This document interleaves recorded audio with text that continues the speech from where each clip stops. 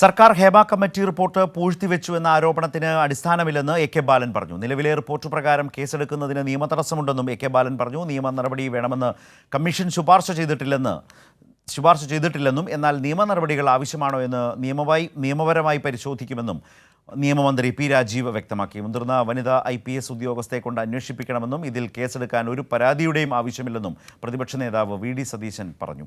വിഷയത്തിൽ വിവിധ നേതാക്കളും പ്രതികരിച്ചു.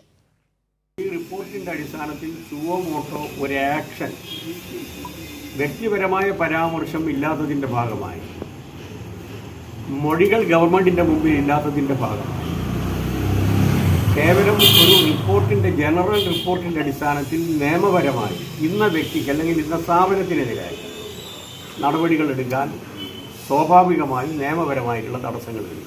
നൽകിയിട്ടുള്ള റിപ്പോർട്ടിൽ തന്നെ ചില ഭാഗങ്ങൾ ഒഴിവാക്കിയിട്ടുണ്ട്.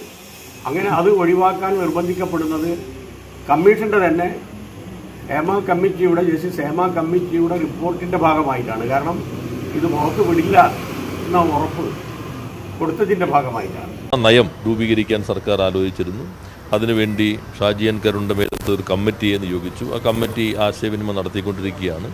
സ്വാഭാവികമായിട്ടും ആ നയം ഇതിൽ ഉയർന്നു വന്നിട്ടുള്ള പ്രശ്നങ്ങൾക്കുള്ള പരിഹാരം കൂടി നിർദ്ദേശിക്കുന്നതായിരിക്കും. കുറേ കൂടി ശക്തമായിട്ടുള്ള ഇടപെടൽ ആ നയത്തിൻ്റെ ഭാഗമായി വരുമെന്ന് തന്നെയാണ് പ്രതീക്ഷിക്കുന്നത്. 19/2/20 റിപ്പോർട്ട് രഹസ്യമായി സൂക്ഷിക്കണം എന്ന ഒരു നോട്ട്, ഒരു കത്ത് ജസ്റ്റിസ് ഹേമ തന്നെ ഗവൺമെൻറ് സമർപ്പിച്ചിരുന്നു.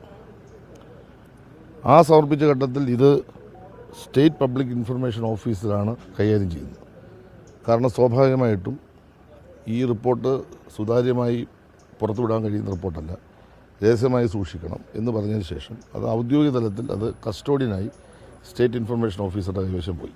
ഇത് കഴിഞ്ഞ് 22/10/2020 അന്നത്തെ മുഖ്യ വിവരാവകാശ കമ്മീഷൻ ശ്രീ വിൻസനം പോൾ ഒരു ഉത്തരവ് പുറപ്പെടുവിച്ചു. യാതൊരു കാരണവശാലും ഹേമ കമ്മിറ്റി റിപ്പോർട്ട് പുറത്തുവിടാൻ പാടില്ല. അത് ഒരാൾ കൊടുത്ത ഹർജിയിന്മേലാണ്. അങ്ങനെ ഒരു ജുഡീഷ്യൽ സ്വഭാവമുള്ള ഒരു കമ്മീഷൻ ഇത് പുറത്തുവിടരുതെന്ന് പറഞ്ഞു കഴിഞ്ഞാൽ ഗവൺമെൻറ് എന്താ ചെയ്യേണ്ടത്? പുറത്തുവിടണോ? ഒന്നാമത്തെ ചോദ്യം. ഈ റിപ്പോർട്ട് തയ്യാറാക്കിയ ജസ്റ്റിസ് ഹേമ തന്നെ കൃത്യമായി എഴുതി കൊടുത്തു, ഈ റിപ്പോർട്ട് പുറത്തുവിടാൻ പാടില്ല. ഇവിടെ നടന്നത് കുറ്റകൃത്യമാണ്. ആ കുറ്റകൃത്യം അന്വേഷിച്ചേ മതിയാവും. ഞങ്ങൾ പറഞ്ഞത് മുതിർന്ന വനിതാ IPS ഉദ്യോഗസ്ഥരുടെ നേതൃത്വത്തിൽ ഇൻവെസ്റ്റിഗേഷൻ നടത്തി കുറ്റക്കാരായ ആളുകളെ നിയമത്തിന്റെ മുന്നിൽ കൊണ്ടുവരും.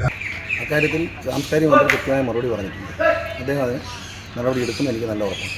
അതാണ് ബഹുമാനപ്പെട്ട സാംസ്കാരിക വകുപ്പ് മന്ത്രി ഇന്നലെ പറഞ്ഞത്. ഇത് സംബന്ധിച്ചിട്ടുള്ള നടപടികൾ സ്വീകരിക്കുന്നതിനെക്കുറിച്ച് സർക്കാർ ഗൗരവമായിട്ട് ആലോചിക്കുന്നുണ്ട്. ഒരു കോൺക്ലേവും കൂടി നടത്താനിരിക്കുന്നുണ്ട്. അതിൽ നിന്നുള്ള അഭിപ്രായങ്ങൾ കൂടി സ്വരൂപിച്ചുകൊണ്ട് അനന്തര നടപടികൾ ഉണ്ടാകുമെന്ന്. സിനിമാ മേഖലയിലെ ഇത്തരം പ്രശ്നങ്ങൾ ഗവൺമെൻറ് ഗൗരവമായി എടുത്ത് നടപടികൾ സ്വീകരിക്കുകയാണ് വേണ്ടത്. കേസെടുത്ത് FIR ഇട്ട് കേസ് അന്വേഷിച്ച് നടപടികൾ സ്വീകരിക്കുകയാണ് വേണ്ടത്. അതിൽ ഒന്നിച്ചു നിന്നുകൊണ്ട് നടപടികൾ സ്വീകരിക്കണമെന്നുള്ളതാണ്. അപ്പോൾ അതാണ് നമ്മുടെ ലക്ഷ്യം. ആ യഥാർത്ഥത്തിലുള്ള ലക്ഷ്യത്തിൽ നിന്ന് ശ്രദ്ധ തിരിക്കുന്നതിന് വേണ്ടിയിട്ടുള്ള ഇത്തരത്തിലുള്ള ചില പരാമർശങ്ങൾ ദൗർഭാഗ്യകരമാണ്. ഒന്നിച്ചു നിന്നുകൊണ്ട് പ്രതിപക്ഷത്തിന് എന്താണ് ഇതിൽ പറയാനുള്ളത്? പ്രതിപക്ഷത്തിന് എന്താണ് ഇതിലുമായി ബന്ധപ്പെട്ട് ക്രിയാത്മകമായി മുന്നോട്ട് വയ്ക്കാനുള്ള നിർദ്ദേശം?